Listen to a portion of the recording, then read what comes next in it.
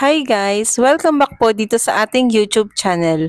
For today's video ay i-share ko sa inyo or ituturo ko sa inyo kung paano natin malalaman kung saan nga ba nakalagin or naka-open yung ating Facebook account or Messenger account. So guys, sa mga hindi po nakakaalam, pwede pong mabuksan ng ibang tao ang ating Messenger account or Facebook lalo na kung alam nila yung password na hindi tayo manonotify. Lalo na guys kung hindi naman naka-2 authentication passcode yung ating mga account.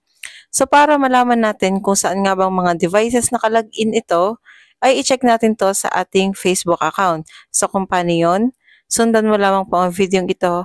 At kung bago ka pa lamang po dito sa ating YouTube channel, i-click mo naman po ang subscribe button at notification bell na maging updated ka sa aking mga panibagong videos. Simulan na po natin.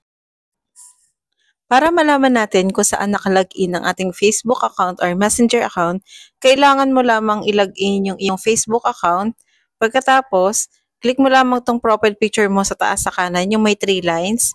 And then, click mo tong settings icon. After nyan dito guys, click mo lamang to, itong box na to, yung Meta Account Center. Click nyo lang po yan. And then dito sa baba, sa may account settings, click mo lamang yung personal and security. So after nyan guys, scroll up mo lang ng konti. Dito sa security checks, i-click mo naman tong where you're login. So dito guys, click mo naman itong Facebook account mo. So dito guys, makikita mo na dito sa login on other devices, makikita mo na dito yung lahat na device kung saan nakalagin ang iyong Facebook account.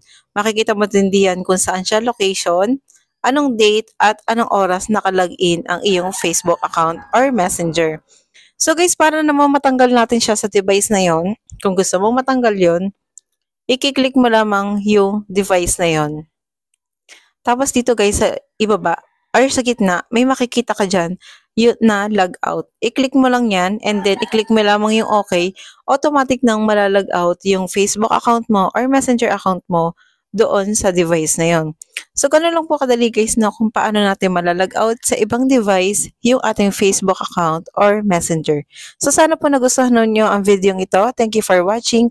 Please like, comment, and share this video.